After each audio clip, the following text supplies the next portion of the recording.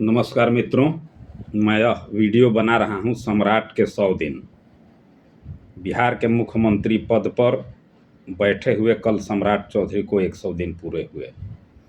मैं यह वीडियो इसलिए बना रहा हूं कि सम्राट चौधरी के मुख्यमंत्री बनने के बाद पूरे देश में कुछ ऐसा काम हुआ, पहली बार, जो कभी नहीं हुआ था। सम्राट चौधरी के मुख्यमंत्री बनने के बाद अचानक एक खास दल के लोगों ने सम्राट चौधरी को गाली देना शुरू किया। ये सच है कि सम्राट चौधरी भी पूर्व में कुछ ज़्यादा बोलते रहे हैं और मुख्यमंत्री बनने के बाद भी शब्दों के चयन में उन्होंने कुछ गलतियां की हैं, जिसके चलते लगा कि ये किसी खास जाति या दल को टारगेट कर रहे हैं। लेकिन जिस तरह से इनके मुख्यमंत्री बनने के बाद गाली गलौज का माहौल बिहार में शुरू हुआ, वह अभूतपूर्व था। ऐसा पहले कभी नहीं हुआ था।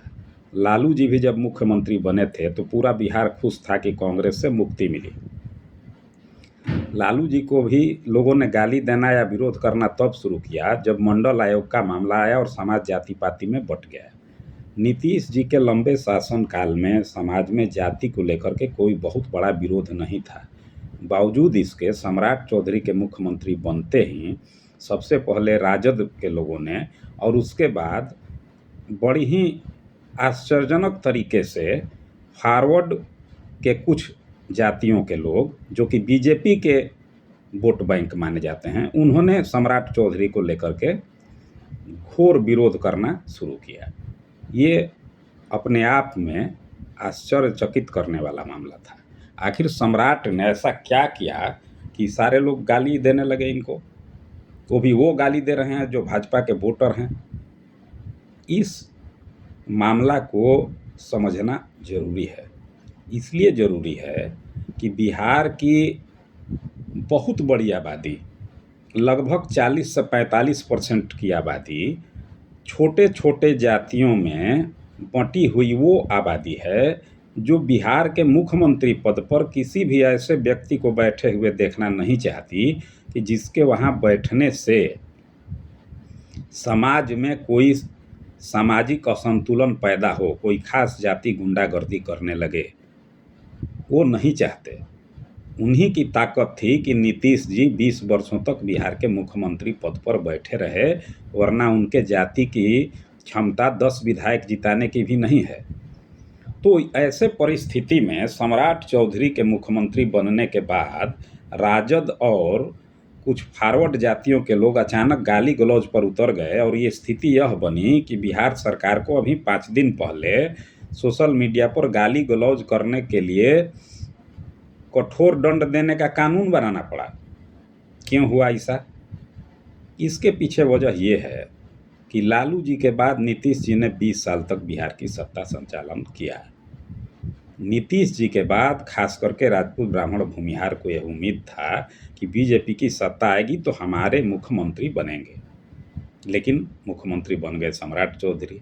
और सम्राट चौधरी संजोग से उस जाति से आते हैं जिस जाति का कोई बहुत बड़ा माफिया, डॉन, गुंडा या इस तरह का कोई नहीं है। कुछ क्षुद्र छेछड़े हो सकते हैं, लेकिन कोयरी जाति कोई गुंडागर्दी को समर्थन देने वाली जाति नहीं है। मैं सासाराम में रहता हूँ। सासाराम में 80 से लेकर बीच में 5 साल छोड़ दीजिए तो लगातार कुशवाहा जाति का विधायक हैं। आज भी कुशवाहा के ही विधायक हैं।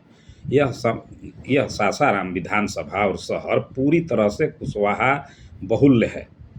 बावजूद इसके कुशवाहा जाति का कोई एक गुंडा ऐसा नहीं है जो गुंडागर्दी कर रहा हो, रंगदारी टैक्स मांग रहा हो या धमकी देते चल रहा हो, जमीन जायदाद कब्जा कर रहा हो, ऐसा कोई नहीं है। और गलती से अगर कोई किसी कुशवाहा से लड़ भी गया तो इनकी जातीयता का सीमा है वही कि 10, 20, 50 लोग आएंगे, हु हल्ला होगा, मामला खत्म हो जाएगा। ऐसा नहीं है कि कोई बहुत बड़ा माफिया डॉन है कुशवाहा में जिसके चलते कोई डरे। कुशवाहा जाति के आचरण में ऐसा कुछ भी नहीं है कि जिसके चलते किसी को कुशवाहा की खिलाफत करने के लिए उग्र होने की ज़रूरत पड़े। ये बहुत बड़ी ताकत है सम्राट चौधरी के पास। जिस तरह से नीतीश जी की ताकत कुर्मी जाति की सभ्यता और संस्कार रहे हैं, कुशवाहा जाति का भी सभ्यता और संस्कार सम्राट चौधरी की ताकत बन गई है, बन सकती है। और यही वो ताकत है जिसके खिलाफ हर वो जाति एग्रेसिव होकर के विरोध कर रही है, जिसको लगता है कि मैं बनूंगा तो बिहार में मेरी गुंडागर्दी चलेगी, हमारा दबदबा होगा। सम्राट चौधरी को गाली देने का यही कारण है। और एक बात बहुत साफ समझना होगा कि बिहार के अति पिछड़े, महादलित, वैश्य, कायस्थ, जैन, मारवाड़ी, इस टाइप की जितनी भी जातियां हैं जो शांति से रहना चाहती हैं, जिनको गुंडागर्दी नहीं करना है, कमाना खाना है, वो कभी नहीं चाहेंगी कि कोई ऐसा व्यक्ति मुख्यमंत्री बने जिसके मुख्यमंत्री बनते ही बिहार के गांव-गांव में कोई गुंडागर्दी करने लगे। तो गाली देने का ये कारण है। अब रहा सवाल कि इस 100 दिनों में सम्राट चौधरी के मुख्यमंत्री बनने के बाद बिहार में हुआ क्या? बिहार में अचानक बहुत सी घटनाएं घटी। सम्राट चौधरी ने पुलिस को खुली हाथ, खुली छूट देने की बात की, अपराधियों पर नियंत्रण का प्रयास किया। इसी में